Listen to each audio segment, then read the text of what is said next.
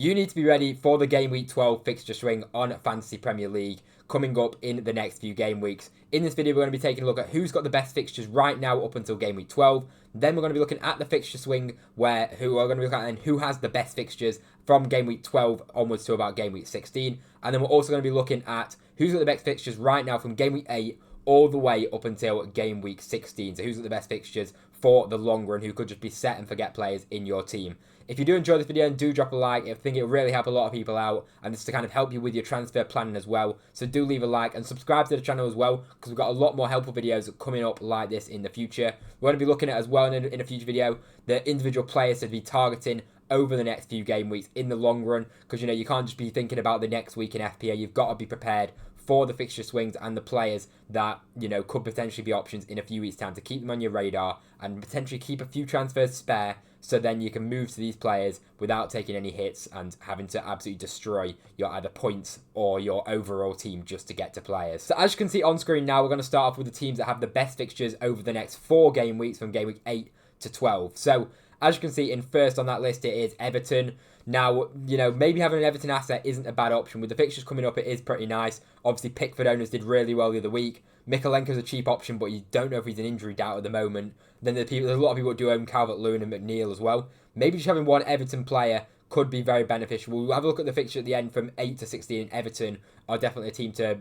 they're worthy of definitely having at least a discussion about Everton players. As you can see in the next 4, Man City have a really good run ranking second best for the next 4 fixtures, coming up against Wolves, Southampton, Bournemouth and Brighton. It is 3 away games though, which is something to take note of, but it is a really nice run for Man City. So at least owning 2 Man City players in my opinion. Of course haaland, and then either one other being like a Phil Foden potentially, or then a Rico Lewis or Gvardiol at the back. It could even be a Man City triple up potentially with the fixtures that they've got coming up.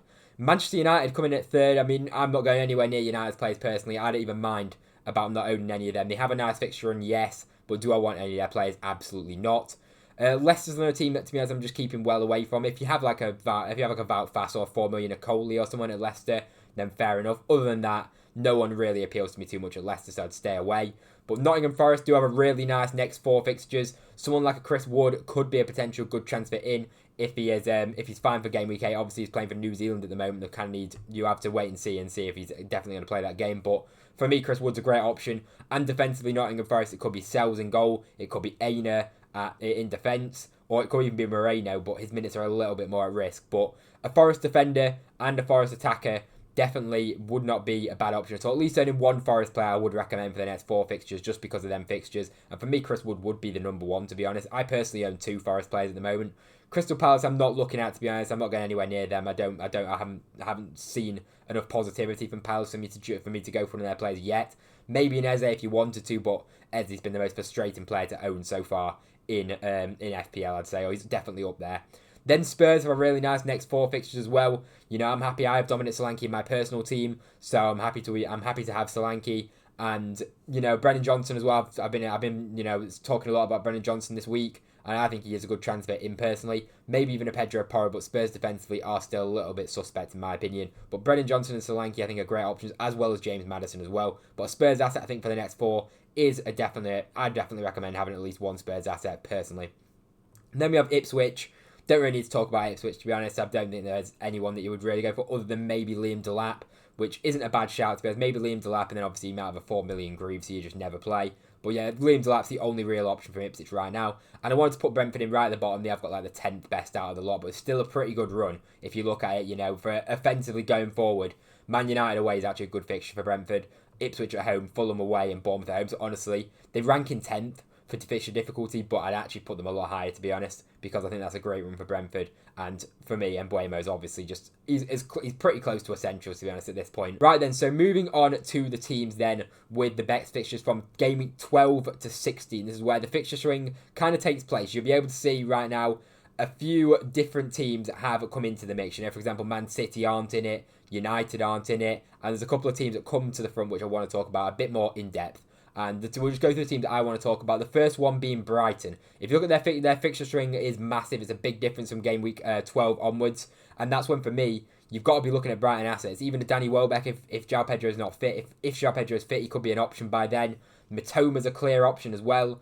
I'm not sure about Brighton defensively, but I'm 100% going to have a Brighton attacker in for game week 12 because look at them fixtures. You know, they got Bournemouth away, Southampton at home, Fulham away, Leicester away, and Palace at home. That is one of the best runs. Other than that, Ipswich on paper apparently have got a better run on the fixture difficulty, but that Brighton run is genuinely a really good run. So having a Brighton attacker, I feel, is definitely the way to go.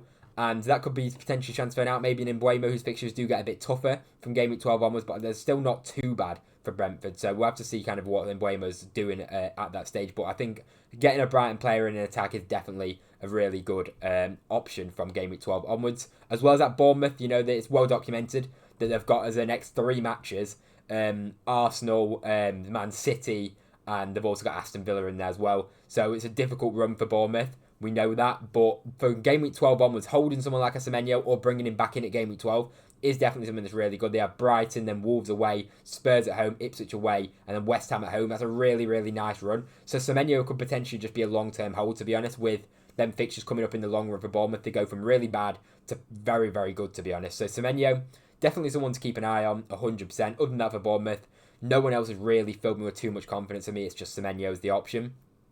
Aston Villa's fixtures do go a lot better in game week 12, so that's good for Morgan Rogers owners, and potentially Ollie Watkins could be on people's radar by the time he gets to take game week 12 when he has teams like Crystal Palace, Chelsea away, which isn't too bad, then Brentford at home, Southampton at home, and Nottingham Forest away. It's a nice run of fixtures for Aston Villa there. Going forward as well, you're looking at quite a few goals, especially in them first 4 fixtures for Aston Villa. Then in game week 12 is Arsenal. Now, a lot's been spoken about the double Arsenal defence, and the Bukayo Saka as well. We don't know what the kind of injury status is with him, but Bukayo Saka is definitely going to be a really good option from game week 12 onwards. You'd expect him to be at least fit by then if his injury isn't too serious. And that fixture run for Arsenal is very nice. Nottingham Forest at home, West Ham away, Man United at home, Fulham away, and Everton at home. Very, very nice run for Arsenal defenders and for Arsenal attackers. So Arsenal is definitely a team to target from game week 12 onwards. Even for me, I'm just going to be holding my Arsenal players through the difficult fixtures. We've seen Arsenal perform very well in tough games. So for me, I'm just happy to hold all 3, to be honest. Unless Saka is injured, then Saka would have to leave my team. Because the next fixture against Bournemouth is a nice fixture for Arsenal. But then beyond that, it's a little bit tougher. And if Saka's going to miss that Bournemouth game, I'd probably be better just moving him on than bringing him back at a later date. But fingers crossed, Saka will be absolutely fine. Wolves then, actually, it's a very good team to talk about. They'll show up in the next one in 8-16. But Wolves, definitely a team that's going to I'm going to be keeping my eye on. I'll speak about them in the next slide that we've got to show you. Newcastle have a bit of a better run as well, so maybe players like Anthony Gordon, Isak, if he actually finds a bit of form and gets fit as well. Definitely one to watch. And I want to talk about Chelsea as well. Chelsea, their fixtures changed as well in game week 12. They actually have a pretty nice run from game week 12 for quite a long time. So Chelsea, even though they do rank 9 in the long run from game week 12, Cole Palmer is an absolute essential for me from game week 12 at least. If not, I'll probably bring him in before then. And maybe even a double up on Chelsea, either a defender or a Nicholas Jackson or someone. But, I mean, it's quite obvious. Cole Palmer is the one that you want to get from Chelsea. And then Spurs still have a decent run. They have a decent next 4 and a decent 4 after that. So they'll rank quite highly in the next slide as well. And Spurs, for some long-term holds, definitely aren't too bad as well. But we'll have to see how they're performing and see what their attacking options are doing. But let's go on to the most interesting one, in my opinion. It's the teams that have the fixtures that are the best in the long run from game week 8 all the way to game week 16. So let's have a look at those teams now. Okay, and so now these are the best teams that are ranked that have the fixtures in the long run. So this is, going from game week 8 all the way to game week 16. The top 2 that show up really highly on both is Leicester and Ipswich. It's just frustrating that they're not really too many FPL assets that we'd like to own. Obviously, as I said before, Delap's decent. A 4 million Leicester defender, I think, is probably the best option in terms of a 4 million defender, maybe. Other than maybe a Van den Berg or someone for Brentford. But other than that, Leicester, I just don't think there's really too many options that stand out. Maybe a Mavididi, potentially, but that's about it. Maybe even a Vardy, but they're not options that absolutely excite me. But Mavididi is probably the number 1 for me out of those players. Then, as you can see, ranking number 3, I want to talk about Wolves. I think they have 2 really good options, especially one going forward with Cunha, and the other one is, you could say going forward in Ait-Nouri, because he's very attacking. And the fixtures for Wolves in the long run are so good. Wolves are a team that I'm looking to target personally, just because once they get that Man City game out of the way, that is the best run out of any other team in my opinion. So Wolves is definitely a team that you need to be looking at. Then Spurs ranked 4th overall for the next 8 games.